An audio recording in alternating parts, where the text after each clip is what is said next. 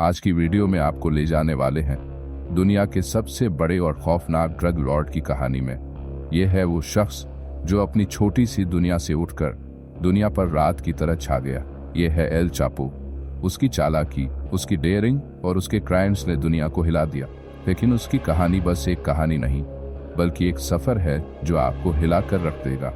मिस्टिफाइड में आपका स्वागत है, जहां हम आज बात करेंगे एल चापो के उस असलियत की जो दुनिया ने देखी लेकिन कभी समझ नहीं पाई।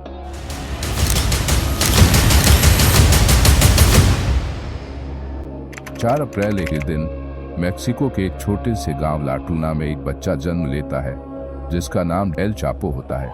लाटूना जहां जमीन तो थी लेकिन जिंदगी की छाव नहीं थी। ये गांव उन गांव में से था जहां गरीबी अपना रंग छोड़ चुकी थी और लोग अपनी पहचान से ज्यादा अपनी जरूरत के लिए जीते थे। उसका परिवार, उसकी माँ, सब उसके लिए दुनिया थे। एल चापो ने अपनी माँ के प्यार में अपनी दुनिया देखी। जैसे जैसे एल चापो बड़ा होता गया, उसने देखा कि गरीबी से निकलने का एक ही रास्ता है, ताकत और पैसा। उस समय मेक्सिको में ड्रग ट्रेड अपनी जड़ें मजबूत कर रहा था और एल चापो ने अपने सपने को हकीकत में तब्दील करने के लिए यही रास्ता अपनाया। पहले छोटी मोटी स्मगलिंग से शुरुआत की, जहां लोग उससे एल रैपिडो बुलाने लगे क्योंकि वह अपना काम तेजी से खत्म करता था। धीरे धीरे उसने अपने कनेक्शंस बनाए और कुछ ही सालों में उसने अपनी पहचान बना ली। एल चापो के दिमाग में सिर्फ एक बात थी, सबको अपने कब्जे में करना। एक ऐसा आदमी जो अपने सपने को हकीकत में तब्दील करने के लिए अपने दुश्मन को अपने दोस्त बनाता गया।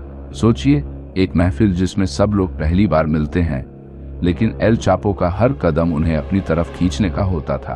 उसने हर कार्टेल को अपने साथ जोड़ने की कोशिश की और धीरे धीरे वो सबसे बड़ा नाम बन गया। सिनालोआ कार्टेल, जो पहले सिर्फ एक छोटा सा ग्रुप था, अब एक ऐसे ट्री में बदल गया जिसमें हर ब्रांच एल चापो के कंट्रोल में थी। यह ट्री का झरना, उसकी ग्रोथ, सब कुछ उसके कंट्रोल में था। वो अपने दोस्तों के साथ बैठकर हर प्लान बनाता और उसकी हर एक हरकत ने उसे और भी ज्यादा ताकतवर बनाया। एल चापो ने अपने ऑपरेशंस को इस तरीके से बनाया जो किसी ने कभी सोचा भी नहीं था। सोचिए, एक ऐसी टनल जिसमें से ड्रग्स को एक जगह से दूसरी जगह ले जाना एक खेल जैसा लगता हो। यह टनल जमीन के नीचे ऐसे फैली थी जिसे कोई ढूंढ नहीं सकता था।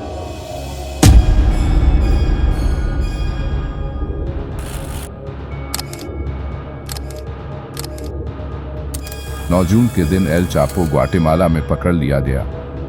एक जंगल जिसमें एल चापो को अथॉरिटीज कुत्तों की तरह ढूंढ रहे हैं।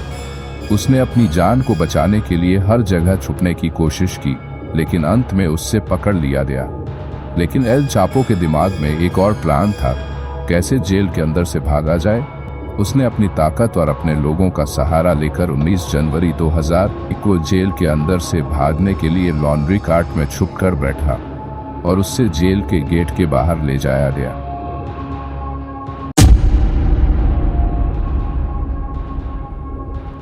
एक बार फिर एल चापो को 22 फरवरी 2014 को फिर से पकड़ लिया गया, एक लग्जरी अपार्टमेंट जिसमें एल चापो छुपा था, लेकिन अथॉरिटीज ने उससे वहां से निकाल दिया।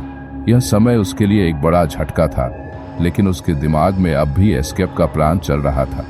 11 जुलाई 2015 को उसने फिर से जेल के नीचे एक टनल खोदकर अपनी आज़ादी हासिल कर ली।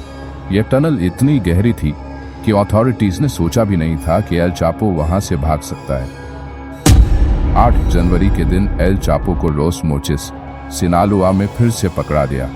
सोचिए, एक ऐसा घर जिसमें एल चापो अपने लोगों के साथ छुपा है, लेकिन अथॉरिटीज ने उसे सराउंड कर लिया। ये समय उसके लिए सबसे मुश्किल था, क्योंकि इस बार उसके पास भागने का कोई रास्ता नहीं था। इस कैप्चर के बाद दुनिया ने सोचा कि एल चापो का खेल अब खत्म हो चुका है, लेकिन उसके अंदर अब भी एक आखिरी जुनून था, अपने सपने को किसी तरह पूरा करना। और आखिरकार एल चापो की कहानी अपने अंजाम तक पहुंचती है। 19 जनवरी के दिन अमेरिका में दुनिया के सबसे खौफनाक ड्रग लॉर्ड को जिंदगी भर के लिए जेल की सजा सुनाई गई। उस कोर्ट रूम में जब जज ने फैसला सुनाया, तो यह सिर्फ एक इंसान का अंजाम नहीं था, बल्कि एक दौर का अंत था।